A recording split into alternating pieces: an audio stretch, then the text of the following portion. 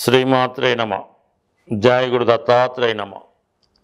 ఈ వీడియోలో మనం కర్కాటక రాశి వారికి సెప్టెంబర్ 1వ తారీఖు నుంచి 15వ తారీఖు మధ్యలో జరగబోయే పక్ష ఫలితాలు పరిశీలించినప్పుడు మరి కర్కాటక రాశి వారికి రాశి అందే శుక్రగ్రహ సంచారం ఒక విధంగా లాభాధిపతి రాశి యందు సంచరించడం వల్ల స్వయంగా ధన సంపాదించాలనే మీ ఆలోచన మీ ప్రయత్నం నెరవేరుతుంది.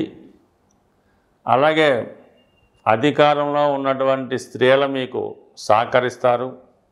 అంటే మొత్తం మీద స్త్రీల ద్వారా లాభం కలుగుతుంది.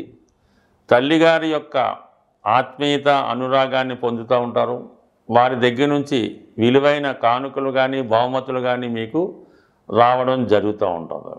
అంటే కొంతకాలంగా మీరు తల్లిగారికి దూరంగా వేరే ప్రాంతంలో ఉద్యోగమో వ్యాపారమో చేయడం కానీ చదువుకోవడం జరుగుతుంటే ఇప్పుడు మీ యొక్క మదర్ని కలుసుకోవడం, మీ యొక్క చిన్నప్పుడు మీరు పెరిగినటువంటి గృహాన్ని కానీ చదువుకున్నటువంటి పాఠశాల వాటిని గుర్తు చేసుకుంటారు.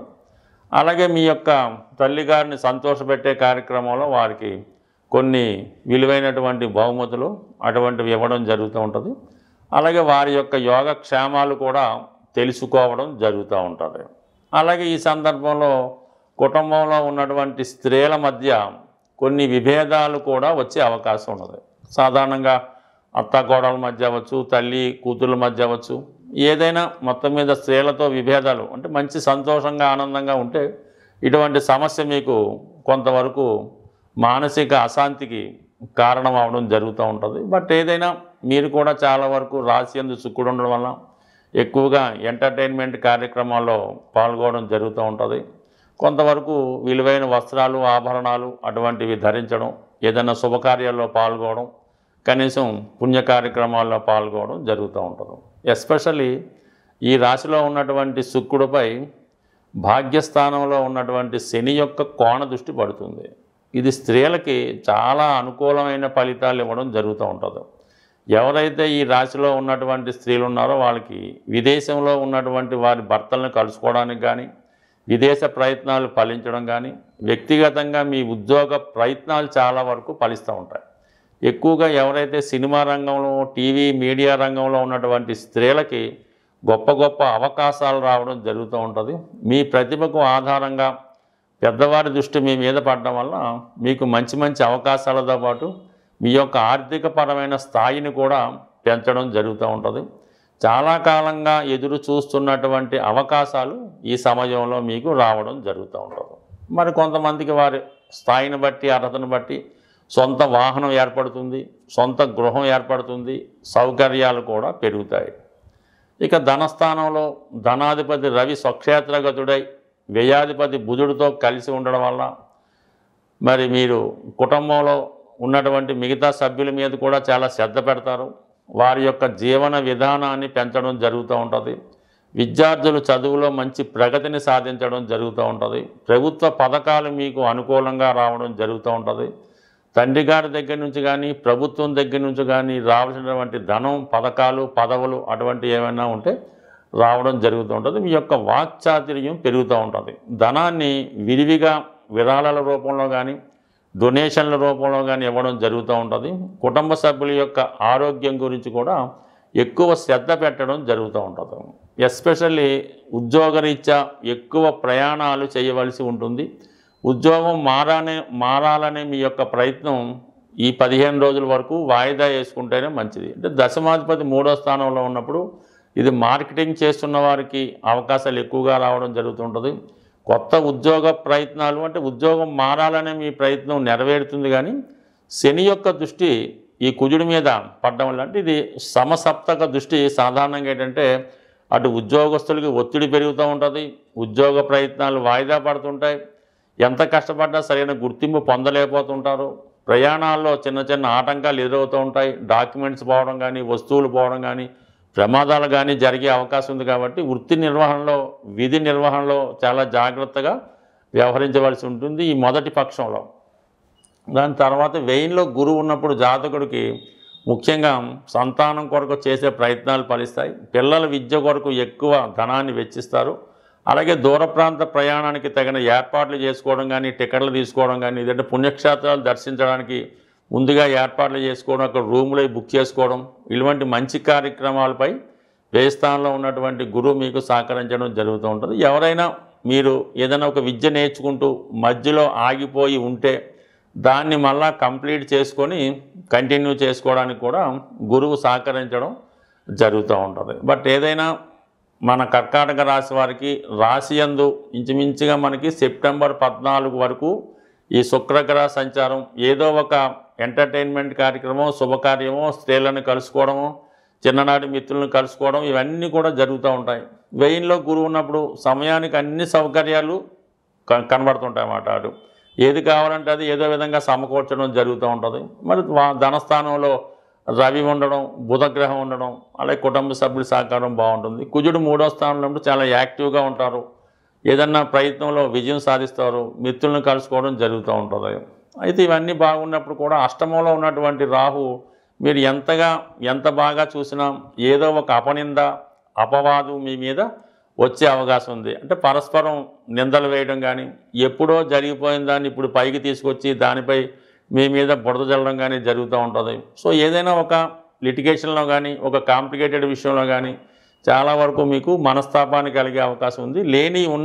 ఉన్నాయి లేనట్టు చిత్రీకరించి మిమ్మల్ని కొద్దిగా ఇబ్బంది పెట్టడం, భయపెట్టడం లాంటి కార్యక్రమాలు కూడా జరుగుతుంటాయి. కాబట్టి ఎటువంటి విషయాల్లో భయాందోళనకు గురవ్వకుండా సడన్గా మీకు ఏదైనా ఒక చెడు వార్త వినవలసి వచ్చినా పూర్వపరాలన్నీ తెలుసుకొని దాన్ని నిర్ధారణ చేసుకోవాలి తప్ప ఏదో ఇలాంటి వార్తలు విని తొందరగా భయపడి దానికోసం మీరేమి ఆందోళన పడక్కర్లేదు. ఎందుకంటే మీకు సర్వదా రాశి యందు ఉన్నటువంటి శుభగ్రహం, వ్యయమందు ఉన్నటువంటి గురుగ్రహం ఆల్రెడీ మీకు చాలా వరకు రక్షిస్తూ ఉంటాయి. 3వ ఉన్నటువంటి కుజుడు కూడా ఎటువంటి సమస్య అన్నా కూడా సాల్వ్ అవ్వడం జరుగుతూ ఉంటుంది. అయితే శని దృష్టి పడటం వల్ల అంటే చేసే ప్రయత్నం కొంత ఆలస్యం అవుతుంది తప్ప పని మాత్రం 100% జరుగుతుంది. బట్ ఏదైనా ఈ రాశి వారికి అమ్మవారి అనుగ్రహం ఈ వారం అంతా సంపూర్ణంగా ఉంటుంది. మరి ప్రస్తుతం 12 రాశుల వారికి ఈ పక్షంలో వస్తున్నటువంటి మహాలయ పక్షాలు అంటే మీ యొక్క పితృదేవతల్ని సంతృప్తి పరచడానికి వచ్చినటువంటి రోజులు ఇవి. సాధారణంగా జన్మజాతకంలో పుట్టినప్పుడు కానీ కొన్ని సందర్భాల్లో గోచారరీత్యా కూడా ఇటువంటి పితృదోషాలు అన్నవి ఏర్పడుతూ ఉంటాయి. ఈ పితృదోషాలు ఏర్పడుతున్నాయి, అవి మనకి ఎంతవరకు ప్రభావం చూపుతున్నాయి అని తెలుసుకోవడానికి ఏదైనా ఒక సంఘటన, ఒక దుర్ఘటన పదే జరుగుతుంది ఆ కుటుంబంలో అనుకున్నప్పుడు కంపల్సరిగా ఆ కుటుంబం మీద పితృదోషం ఉందని గమనించవలసి ఉంటుంది. ఉదాహరణకి ఆ కుటుంబంలో ఇది 6 నెలలకి, సంవత్సరానికి ఎవరో ఒకరు మరణించడం జరుగుతూ ఉంటుంది. కొంతమందికి వారి యొక్క పెంపుడు జంతువులు మరణించడం, మళ్ళీ ఇంకోటి తెచ్చుకుంటే మళ్ళీ 6 నెలలు చనిపోవడం, అలాగే మనకి ఈ పాడినిచ్చే గోవులు కానీ, గేదెలు కానీ ఏదో కారణం వల్ల అవి చనిపోవడం జరుగుతూ ఉంటుంది. తరచూ గృహంలో దొంగతనాలు జరుగుతున్నాయి. ప్రతిసారి మనకి ఉద్యోగంలో పోగొట్టుకోవడం జరుగుతుంది. ఆ కుటుంబంలో నిరుద్యోగులు ఎక్కువ మంది అయ్యారు. ముఖ్యంగా సంతానం పదే ప్రెగ్నెన్సీ అబార్షన్ అవుతుంది.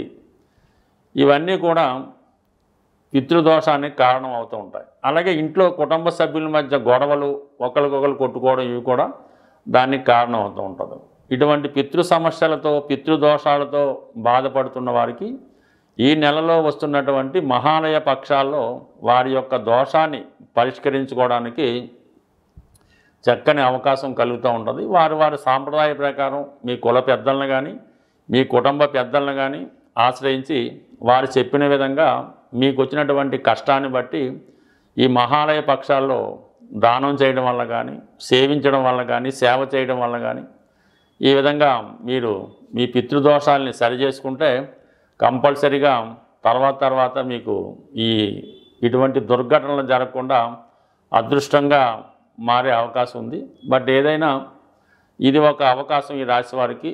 బట్ మనం ప్రతినిత్యం దీపారాధన చేసుకుంటున్నాం, విష్ణు సహస్రనామం చదువుతున్నాం, సూర్య నమస్కారం చేసుకుంటున్నాం, గుడికి వెళ్తున్నాం, తిరుపతి వెళ్తున్నాం, అయినా కూడా ఈ కష్టాలు వస్తున్నాయంటే దానికి పితృదేవతలు కారణమవుతుంటారు. మన వంశాన్ని, మన గోత్రాన్ని రక్షించేదే ఈ పితృదేవతలు. మామూలు దేవతల్లాగే ఈ పితృదేవతలు అంటే వీటి కోసం పూర్తిగా తెలుసుకోవాలంటే పెద్దలు చెప్పినటువంటి వీడియోలు, అంటే మన చాగంటి కోటేశ్వరరావు గారు మొదలగు వారు చెప్పినటువంటి వీడియోలు విపులంగా ఉంటాయి.